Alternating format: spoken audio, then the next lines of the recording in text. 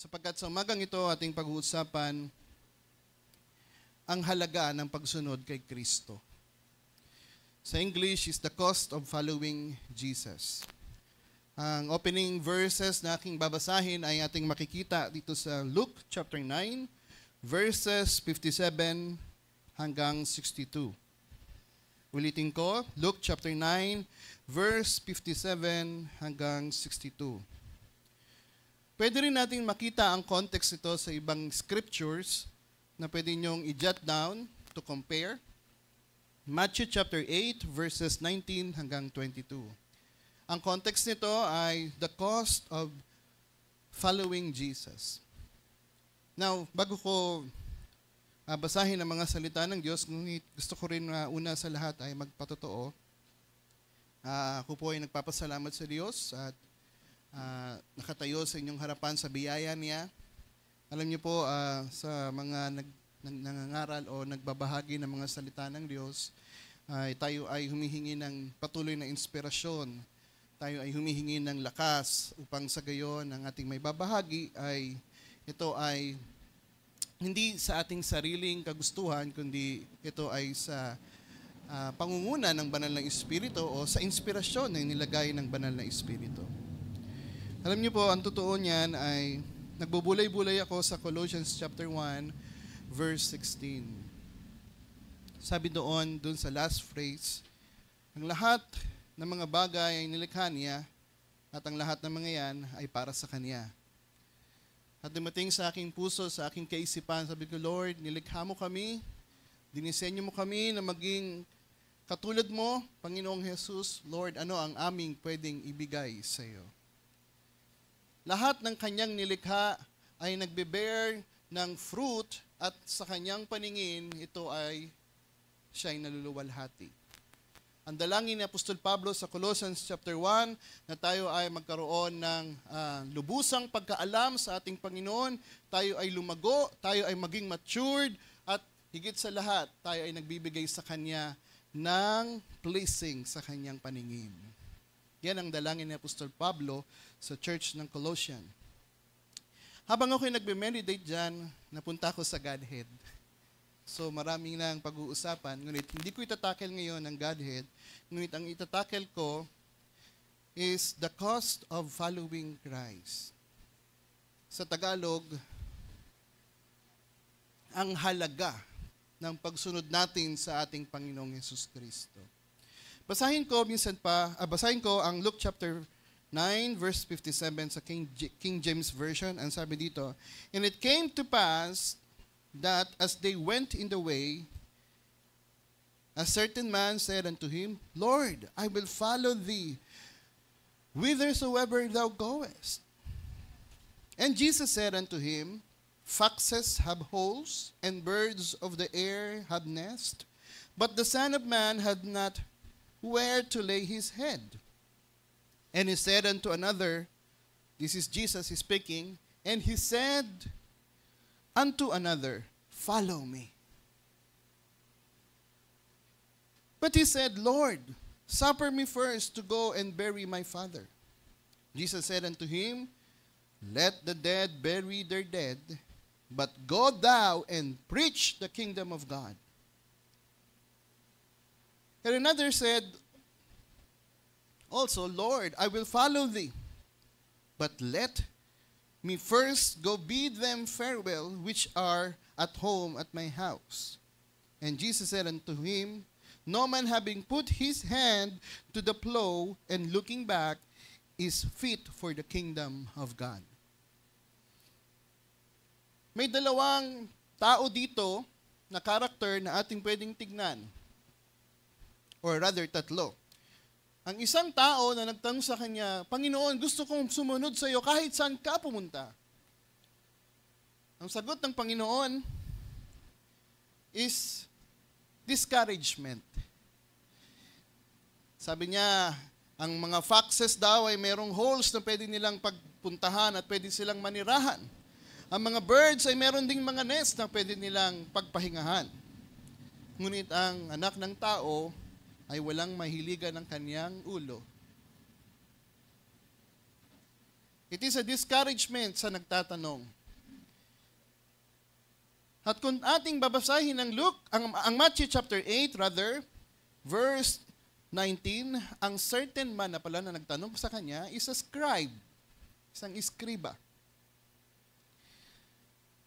Ngunit doon sa Luke chapter 9, verse 59, nagbaling siya ng kaniyang atensyon sa kanyang mga disciples. Sino ba mga disciples ng ating Panginoon? Hallelujah. Thank you, Lord, at maraming disciples ng ating Panginoon. Sabi ng ating Panginoon, if you continue in my word, you will be my disciples. And I believe ng lahat tayo ay nagpapatuloy sa kanyang mga salita. Amen? And you are indeed a disciples of our Lord Jesus Christ. At sabi ni Jesus, follow me. But the problem is the word but. 3 letra lang, B-U-T, ngunit napakahalaga at ang lahat ay nag-twist. Ang disciple na ito ay nagdahilan. Ang sabi niya, maaari bang ilibing ko muna ang aking tatay bago ko sumunod sa inyo? Now, if you are Jesus and you knew the heart of the person, of course, wala ka may tatangis sa Panginoon at alam ng Panginoon ang haka ng iyong mga puso. At ang sabi niya, let the dead bury their dead. But thou, ikaw, a person of God, a chosen one, preach the kingdom of God. Ang mga disciples pala ng ating Panginoon ay hindi lamang taga-keep ng kanyang mga salita, tagapag-ingat ng kanyang mga salita, kundi tagapangaral din naman. Hindi lahat ay binayaan ng Diyos na magbahagi sa pulpitong ito ng mga salita niya, ngunit ang bawat isa sa atin ay mayroong pulpito, kahit babae ka, sa pamagitan ng iyong pamumuhay. You can preach in this world by displaying the nature or attributes of God in your life.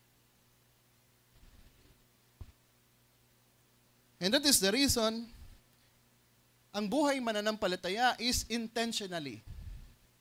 Ibig sabihin, alam mo kapag labas mo ng bahay, alam mo na ikay mangangaral. Alam mo na ang buhay mo ay iyong ipaglilingkod sa Diyos. Sapagkat ang sabi niya, if you are disciples, you, a chosen one, a peculiar one, preach the kingdom of God. Show your life. Your light must be shine in the darkness. Hindi yan itinatago, kundi yan ay ipinapakita. It is intentionally. I hope na nasusundan niyo. Ngunit, marami sa mga disciples ay mayroong word na but. Busy ako sa trabaho. Marami akong gagawin. Hindi ko kaya sa ngayon. Mahina ako. Marami tayong pwedeng irason na pwede natin itong masasabing valid. Ngunit, hindi natin maitatago ang ating sarili sa harapan ng Diyos. Sabi ng ating Panginoon, diniscourage niya, let the dead, maganda ang iyong gagawin, pero let the dead buried their dead. Maganda ba na ang tao ay ilibing ang kanyang mahal sa buhay? Yes, maganda. But the problem is, ikaw ay tinalaga, ikaw ay pinili na maging disipulo niya at magbahagi ng kanyang mga salita. Mag-preach the kingdom of God.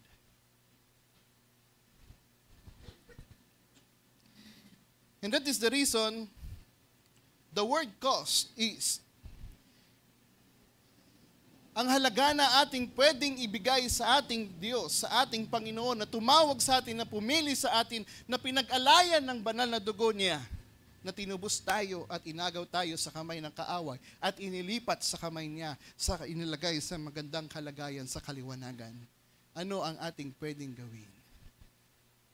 Sino ba dito na tinanggihan ninyo ang mga events na pinaka-importante sa inyong buhay at pinili nyo ang maglingkod sa Diyos?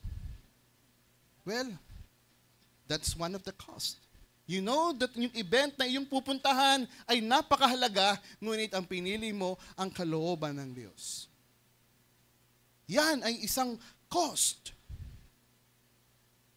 Siguro magbigay tayo ng example. In the Old Testament, si David ay, nasasabi natin na nagkasala sa paraan, ang ginawa niya, binilang niya ang kanyang mga militar. Nagkaroon siya ng senso sa kanyang military at nagalit ang Diyos doon. At nag-judge ang Diyos sa kanya, dahilan ikay nagkasala, David, ang iyong mga, sabihin natin, pinagaharian ay mamamatay. Eh siya yung nagsumamo.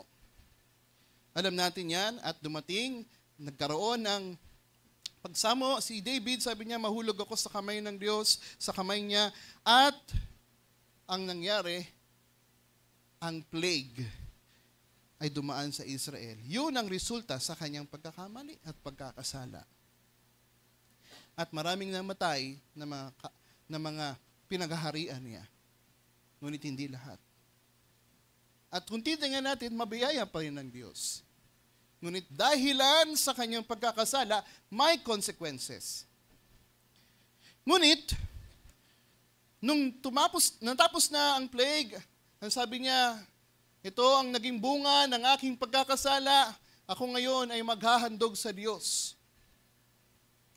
Well, ang sabi sa 2 Samuel chapter 24, verse 18, ang sabi ni Prophet Gad, G-A-D, and that day, God came to David, Prophet God came to David and said to him, go up and build an altar to the Lord on the threshing floor of Araunah, the Jebusite.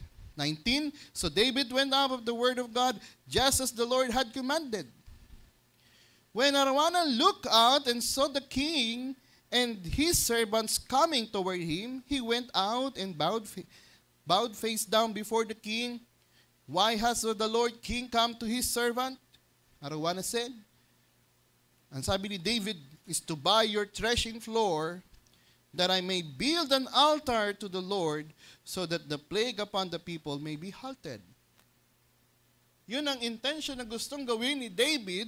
Ngunit ang sabi ni Araunah dito sa verse 22, Araunah said to David, my Lord, the king may take whatever seems good to offer it up. Here are the oxen for a burnt offering, and the threshing sledges and ox yokes for the wood. Sabi ni Araunah, huwag mo nang bilhin. Lahat ng mga yan ay sa iyo. I-offer mo sa Diyos. I-offer natin sa Diyos. No, sabi ni David. Sabi niya sa 23, O King, Araunah gives all this to the king. He also said to the king, may the Lord your God accept you. Sabi ni David sa verse 24, no, replied the king, I insist on paying a price, for I will not offer to the Lord my God burnt offering that cost me nothing. Kumbaga, meron siyang ibibigay sa Diyos. Meron siyang ipagkakaloob sa Diyos na ito ay mahalaga sa Kanya. Na ito ay masasaktan siya. It costs me. Ayoko ng libre. Gusto ko ng ito ay merong ibibigay sa kanyang halaga sapagkat yan ang gagawin kong paghahandog sa Diyos. Si Araunah, kakaiba itong haring ito. Instead na sana libre ang i-offer, ayaw niya. Ngunit ang gusto niya, ibibilin ko yan. I-offer ko. I don't want to offer to God that cost me nothing. Now, ang tanong, sa pagsunod sa ating Panginoon, ano ang ating halaga na ibinigay sa Diyos? Na masasabi natin, this cost me, Lord. But Lord, ito'y aking ibibigay, makasunod lamang sa iyo. Marahil yung iba ay hindi natin pwedeng i-compare, sapagkat yung iba pwedeng ibinigay ko ang aking buhay kahit ang aking pag-aaral ay aking give up para sa paglilingkod sa Diyos. Ang iba naman, ibinigay ko ang aking buhay, inilaan ko sa Diyos kahit ako'y mawala ng trabaho. That cost them para sa pagsunod sa Diyos. Yung halaga na yan, ang tumitimbang niyan ay ang Diyos. Nakadepende yan sa inyong puso. Alam ng Diyos kung ito ay mawawala sa iyo. Si Abraham, ang pinaka-mamahal niya na si Isaac, yun ang hiningi ng Diyos. At yun ang inoffer ni Abraham without a doubt. Ngayon sa biyaya ng Diyos, nasubukan niya si Abraham sa pananampalataya at yun ay hindi nangyari ang pag-offer kay Isaac. Alam niyo mga brothers and sisters, habang aking itong binulay-bulay, babalik tayo doon sa aking pinagbulay-bulay na Colossians chapter 1 verse 16. Tayo ay created ng Diyos in His image, in His likeness. Now, para saan? Para tayo mabuhay ng malaya? Ito ay para ba ibigay sa Kanya ang lahat at ibalik ang kapurihan ng kaluwalhatian sa Kanya. Tama ba? Now, ang tanong, kamusta na? Kamusta na sa huling panahon na ito? Are you preaching the Word of God? Are you preaching the kingdom of God? Are you still following Jesus? Marahil dito sa ating pinag-uusapan, pag-usapan siguro natin yung let the dead bury their dead. What do you mean dead? Ang alam ko, kapag daw pag ang espiritu ay humiwalay sa katawan, yun ang masasabi nating patay. Tama? Mababasa natin yan sa James chapter 2 verse 26. For the body without the spirit is dead. Ngunit ano ba ang tinutukoy dito ni Jesus? Well, hindi na tayo lalayo. Pwede kong sabihin, ang wala ng espiritu ng Diyos ay patay sa harapan niya. Mabigat? Brother Philip, kahit ako'y mabuti, yes. Kahit ako ay mula nung pagkabata hanggang pagtanda, naging masunurin sa magulang, naging matuwid, ako pa rin ay patay sa harapan ng Diyos? Yes. Ano ba yung dead na pinag-uusapan dito? Well, pwede natin suportahan ang sinasabi dito sa Romans chapter 8 verse 9. Ang sabi sa Romans chapter 8 verse 9, this is our familiar verses, but you are not in the flesh, but in the Spirit. If so be that the Spirit of God dwell in you. Now, if any man have not the Spirit of Christ, he is none of his. Ano ang palatandaan na ikaw ay sa Panginoon, sa ating Diyos? Kapag daw ay merong espiritu sa iyong buhay. Yes? Yes. Ang sabi sa verse 10, if Christ be in you, yung katawan na sinasabing patay dahilan sa kasalanan, the body is dead because of sin. So lahat pala ng tao ay nagkasala, ang katawan na yan sa harapan ng Diyos, ang buhay na yan sa harapan ng Diyos ay patay sa kanyang paningin. Ngunit, ang sabi sa verse 10, ulitin ko, and if Christ be in you, the body is dead because of sin, but the Spirit is life because of righteousness. Aha, yun pala ang pagkakakilanlan. Kapag daw ang Espiritu ng Diyos. Remember, if. Dapat pala masigurado natin. Kapag daw ang Espiritu ng Diyos ay nasa ating puso, yung patay dahilan sa kasalanan, yan ay magkakaroon ng buhay. Hallelujah. And verse 11, but if the Spirit of Him that raised up Jesus Christ from the dead dwell in you, He that raised up Christ from the dead shall also quicken your mortal body by His Spirit that dwelleth in you. Yun pala.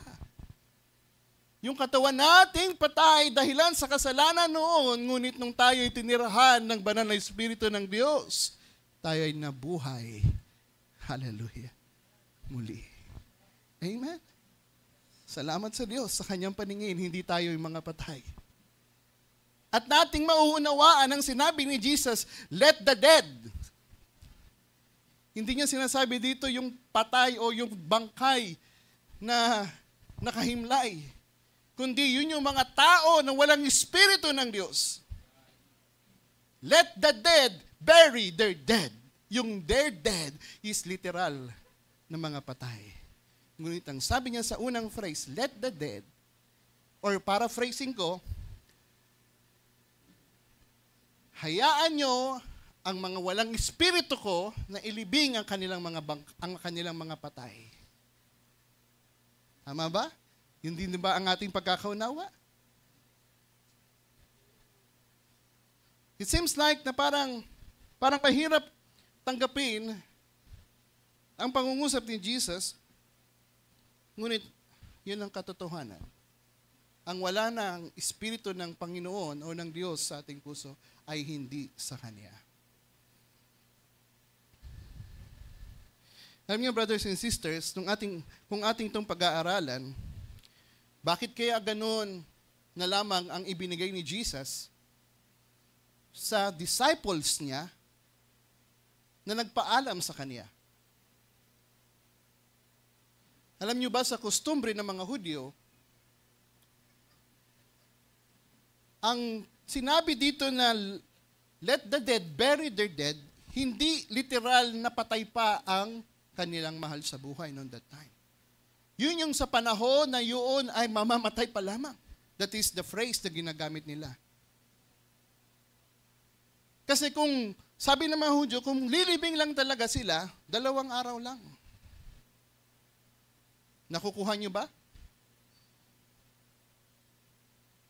Ibig sabihin, sabi ng disipulo nito sa Diyos, Panginoon, hayaan mo muna ako'y sumama sa aking ama, or rather, pangalanan natin, for example, ama, na siya ay malapit ng mamatay. Samahan ko muna siya. At pag siya'y namatay, ilibing ko muna siya. At pagkatapos malibing, saka ako paparoon sa iyo. Yun ang ibig sabihin ng disciples na ito. Ngunit, sabi ni Jesus, no. Hayaan mo, ang mga patay, ilibing nila ang kanilang mga patay. So ang disciples nito ay hindi talaga ganun masunurin sa ating Panginoon. Kasi merong tinatawag na dahilan. Mahirap, no? God knows the heart. Hindi natin yan may tatago at alam ng Diyos kung ano ang ating iniisip, ang anong ating haka, anong ating plano. Sa pagpapatuloy, ang sabi nila, kapag daw namatay na ang kanilang mahal sa buhay, ito'y kanilang, of course, ipe-prepare. Of course, ihahawak. Kasi dati noon, wala pang casket. Sila mismo ang hahawak sa kanilang mga namatayan o patay na mahal nila sa buhay. Literal nilang hinahawakan. At alam natin ang kautusan. Sabi sa kautusan sa Book of Numbers, ang sabi doon, kapag daw humawak ang isang tao sa isang bangkay, siya ay ituturing na unclean. Magiging unclean siya sa loob ng 7 araw. So ganun, katagal ang hihintayin bago siya makasunod. Ngunit, maganda sigurong pag-usapan natin ang buong konteksto ng Luke chapter 9. Sapagkat narito pala ang urgency na pagtawag ng Panginoon sa kanyang mga disciples to preach the kingdom of God. There is the word urgency. Paano nyo malalaman ang urgency? Sapagkat kung babasahin natin ang buong konteksto ng Luke chapter 9, makikita ninyo na si Jesus ay nagpapahayag na malapit na siyang kukunin. Na malapit na siyang mamamatay. Now, kung kayo ay wide reader at alam nyo ang book context nito, pwede natin itong pag-usapan, no? Ngunit ibibigay ko na lang ang mga verses na ating pwedeng makita na si Jesus ay nagtatawag ng attention or urgency sa mga disciples na kailangan sila ay mangaral. Sa verse 1 pa lamang ay makikita niyo lamang pumili siya, sinabi niya sa mga 12 disciples, go preach the kingdom of God. At sabi dito sa Luke chapter 9 verse 43, ang context nito, Jesus, or dito muna tayo sa verse 21, Jesus foretell His death. Sinasabi niya na siya ay mamamatay at wala ng panahon na natitira. Luke chapter 9 verse 21 to 22. Ang sabi dito niya sa verse 22 na lamang, to save time, the Son of Man must suffer many things and be rejected of the elders and chief priests and scribes and be slain and be raised the third day. Ang mga disciples na nagtataka, bakit siya nagsasalita ng ganito? At inulit pa niya sa Luke chapter 9 verse 43. Ang sabi dito sa verse 43, o dito na lang sa verse 44 to save time, let this saying sink down into your ears, the Son of Man shall be delivered into the hands of men. So tinutukoy niya ang kanyang sarili na siya ay offer na. Siya ay mamamatay na. At sa Samaritan village, nung pumunta si Jesus, sabi sa niya sa Luke chapter 9 verse 51, and it came to pass, when the time was come that they should be received up, he steadfastly set his face to go to Jerusalem. Alam naman natin na doon mag-uumpisa sa Jerusalem. Hallelujah. Magpapaumpisa ang kanyang kawakasan. Sa verse 53, and did not receive him because his face was as though he would go to Jerusalem. So nandun na ang purpose ng ating Panginoon, paroon na sa Jerusalem at malapit na siyang i-offer o malapit na siyang mamatay, kaya siya nagsasabi nito. Sabi niya, wala nang panahon, mga disciples. It's about time to go and preach the gospel. Sounds familiar sapagkat wala na ring panahon ngayon na natitira. Ang atensyon ay pagtatawag sa mga disciples to go, continue and preach the gospel. Pag wala ng panahon, diyan natin makikita ang pressure. And that is the reason, ang mga disciples na hindi kayang umundergo sa pressure ay may alis. Hindi karapat-dapat sa kaharian ng Diyos. And that is the reason, doon sa second statement na nagsabi doon, Panginoon, sabi niya doon sa Luke chapter 9, hayaan mo muna na ako ay magpaalam sa aking mga magulang. Maganda magpaalam sa mga magulang. Tama? Sinabi sa Luke chapter 9. Ngunit ang sabi niya, alam niya ang kanilang mga puso. And that is the reason, ang sabi ni Jesus sa Luke chapter 9, verse 62, and Jesus said unto him, no man having put his hand to the plow and looking back is fit for the kingdom of God. Nagpaalam ka lang, pero ang kanyang resulta, ang sabi ng Panginoon sa kanya, hindi karapat-dapat sa kaharian ng langit ang ganitong tao.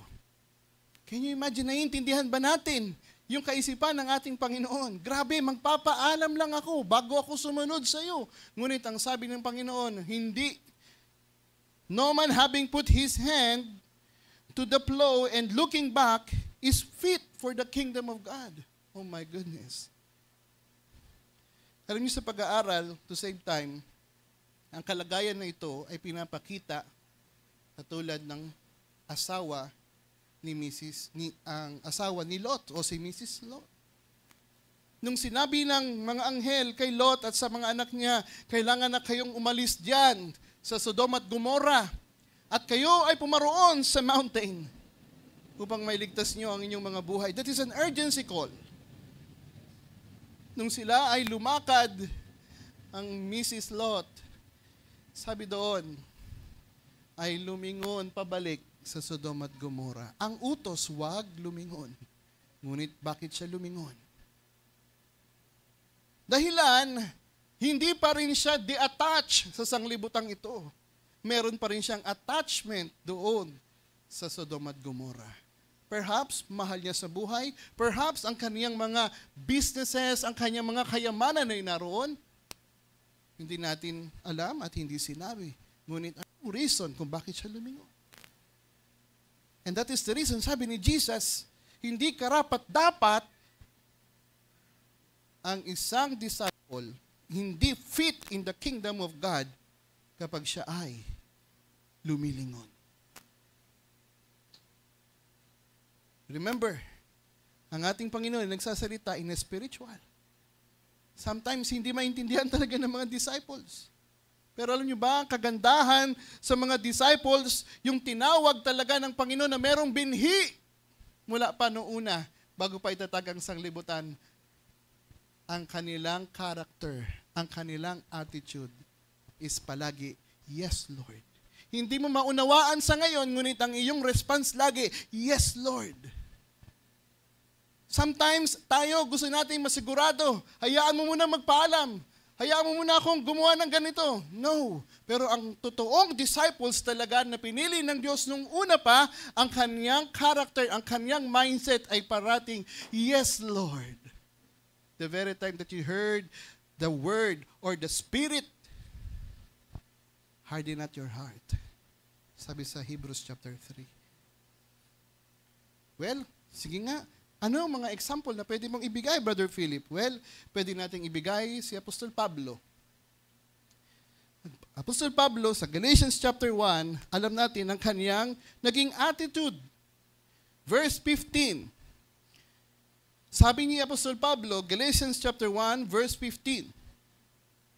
But when it pleased God, who separated me from my mother's womb and called me by His grace, to reveal His Son in me, that I might preach Him among the heathen, immediately I conferred not and flesh and blood. I conferred not with flesh and blood. Ibig sabihin, hindi na siya nagdalawang isip at humingi ng mga advices sa mga disciples talaga ng Panginoon. But ang kanyang naging attitude ay sumunod. Sa verse 16, sa verse 17, neither went I up to Jerusalem to them which were apostles before me, but I went to Arabia and returned again unto Damascus. Yun pala ang ginawa niya. The very time na siya'y tinawag ng Panginoon, hindi na siya nagpatumpik-tumpik pa, pagkos siya ay sumunod. Sometimes tayo may kinikilalang headship. Kailangan magpaalam muna ako sa ganito, sa ganyan, sa ganyan. Ngunit kung ikaw ay tinatawag ng Panginoon at mag-preach ng kanyang salita, to preach the kingdom of God, maging katulad tayo ni Apostol Pablo.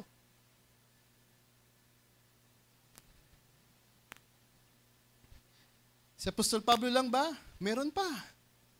Imagine, si Apostol Pablo, ang kanyang buhay ay maganda. Ngunit ang sabi ni Apostol Pablo, lahat ng mga yan na meron ako sa buhay ay nari kong kaluguyan lamang, makamtan ko lamang si Kristo. Can you imagine? Kaya niyang gawin. That is the act of the true, sabihin natin, na pinili na anak ng Diyos. One more thing, alam natin ito, si John, at sa kanyang kapatid na si James. Sa Matthew chapter 4, verse 18 hanggang 22, and Jesus walking by the Sea of Galilee and saw the two brethren, Simon called Peter and Andrew his brother, casting a net into the sea, for they were fishers. And he said unto them, follow me, I will make you a fisherman of men. And they straightway left their nets and followed him. Can you imagine? Ganun kabilis. They straightway left their nest and followed him. And going on and thence and saw other two brethren, James and the son of Zebedee, John his brother, and sheep with Zebedee their father, mending their nets, and he called them.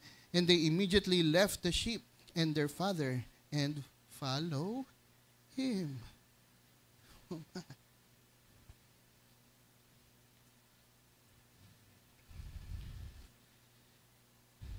Nung ating Panginoon ay nagtawag ng urgency, and I do believe, ito yung mga tamang attitude ng mga pinili ng Diyos. To go on. Set aside. Literal nating iisipin, nangingisda sila, iniwan nila yung nest, kanilang mga pangingisda at pumunta sila. Ganun kasimple. Yun ba applicable sa panahon natin ngayon? Brother Philip, ang hirap ng buhay. Kailangan ko maganito, kailangan ko maganyan. Well, ikaw ay pinili ng Diyos para tawagin ka sa ganitong purpose. Ang iyong maging attitude ang iyong maging character ay parating, yes, Lord. Send me. Saan mo yung ibigin? Yes, Lord. That is the cost ng kanilang pagsunod. Iniwan nila ang lahat ng mga meron sila sa kanilang buhay at sumunod kay Kristo. Marami pang mga pwedeng pagtalaan, katulad ng hinalimbawa ni Apostol Pablo, sabi niya kay Timoteo, ang sundalo ni Kristo, pag siya pinili, anong magiging sundalo? Hindi yan magdadahilan. Ang gagawin niyan, yes, Commander. Yes, sir. Susunod ako. And that is the reason. Ang sabi sa 2 Timothy chapter 2, verse 4, no man had to worry and entangle himself with the affairs of this life, that he may please him who had chosen him to be a soldier. Nakasalalay sa master, sa sir, ang kanilang paggawa, ang kanilang pagsunod. Pag in-order na sugod, sugod. At yun ang mga totoong sundalo ni Kristo.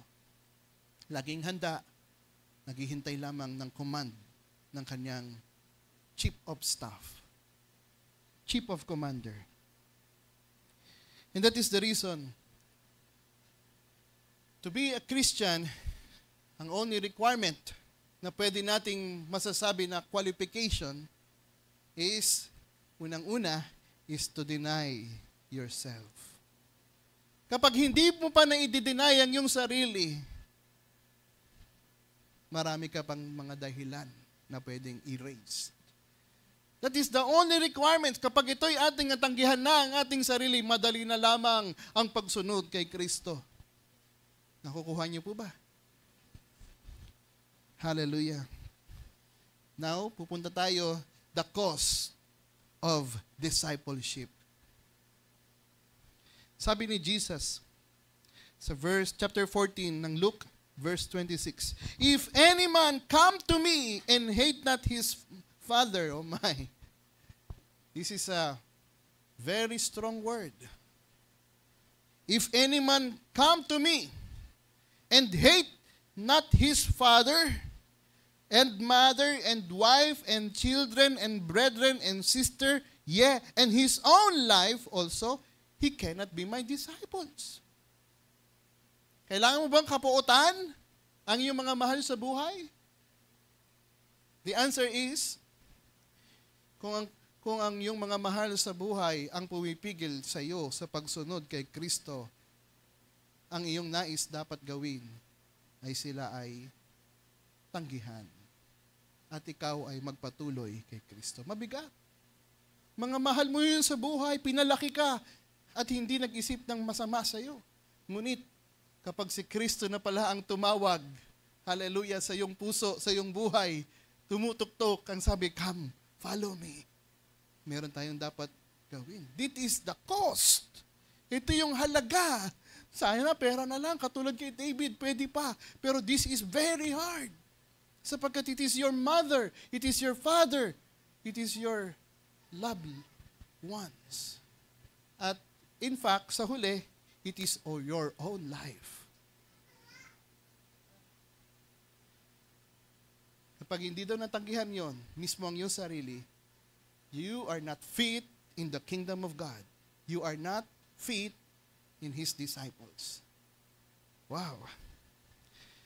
Verse 27, and whosoever doeth not bear his cross and come after cannot be my disciples.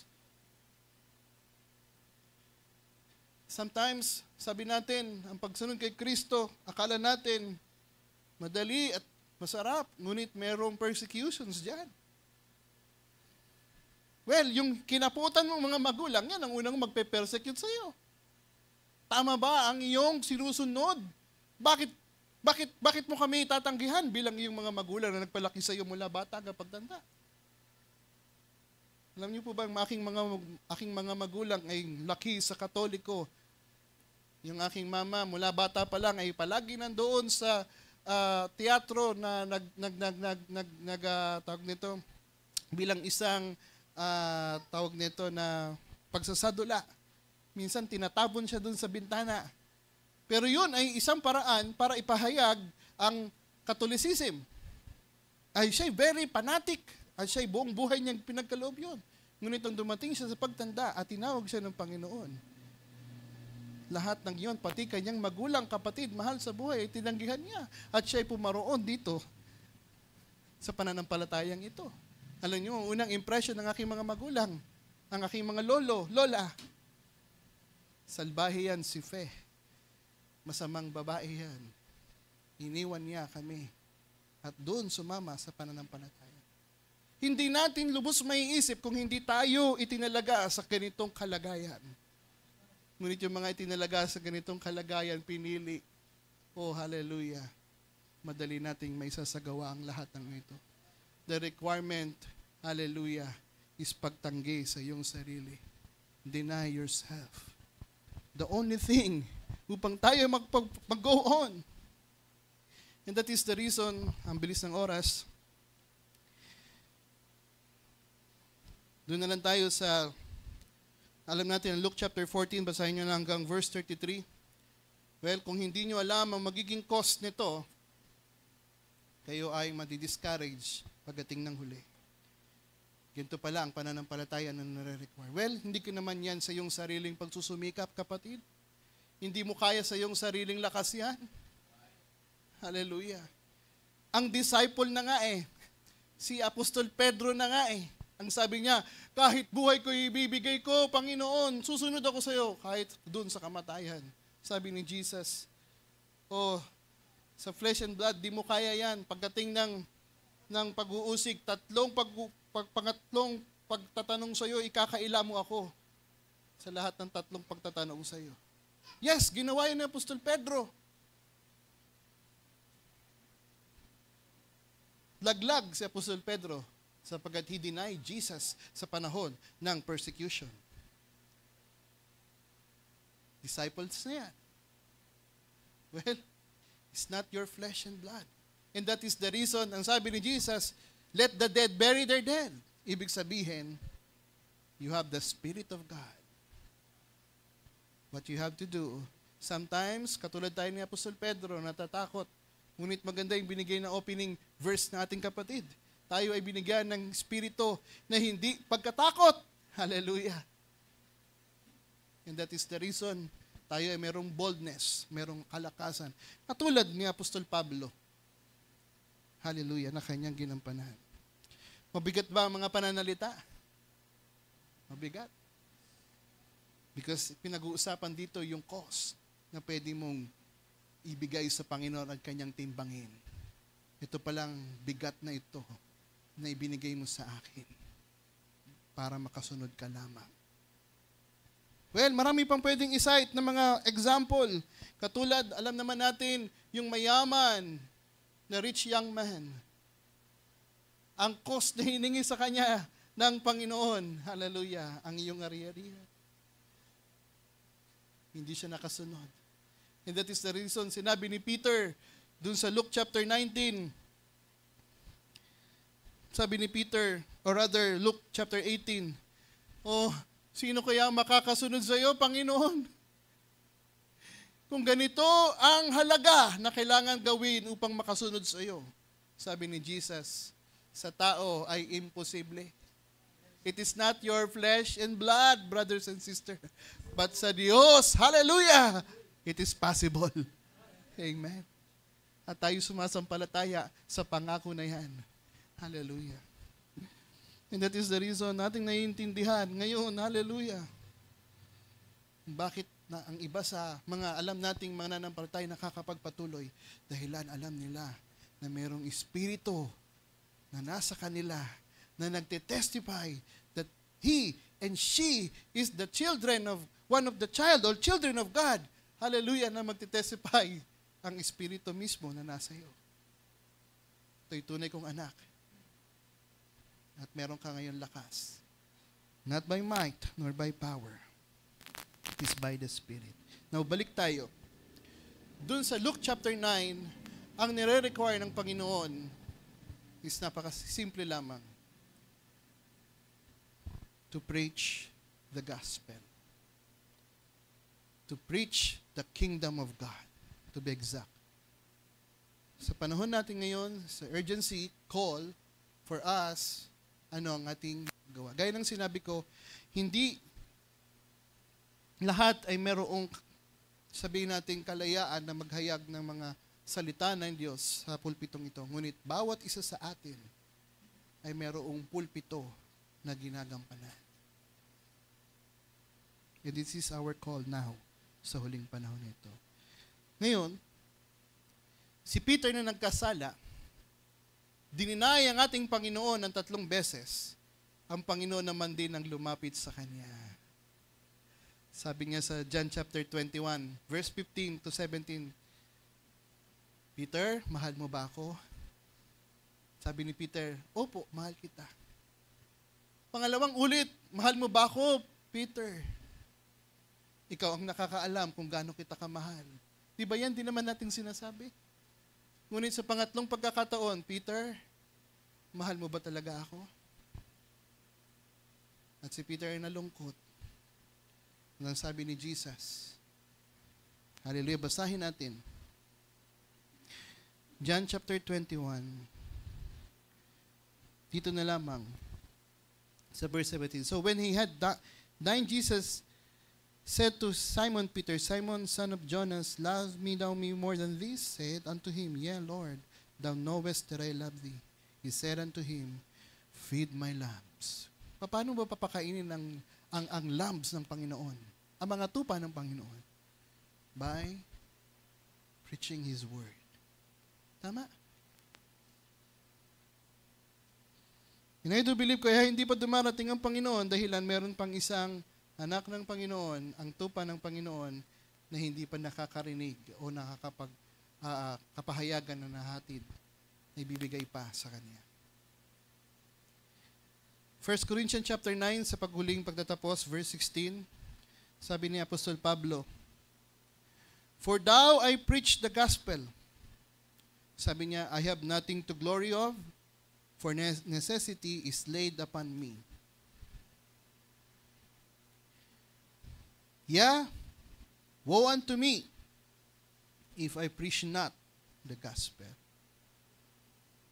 Woe is unto me if I preach not the gospel. Alam niyo si Jesus, kapag nagsasabi siya ng mga woe, applicable lamang yan sa mga Pharisees at sa mga Sadducees. Pero sabi ni Apostol Pablo, woe unto me if. Katulad din ako ng mga Pharisees at Sadducees kung hindi ko ipinapangaral ang gospel. What do you mean, brothers and sisters? Yeah. Alam natin ang Pariseo at Sadduseo. Maganda ang panglabas, ngunit ang pangloob ay punong-puno ng kasamaan. At ang sabi ni Jesus, you hypocrites, woe unto you, Pharisees and Sadducees.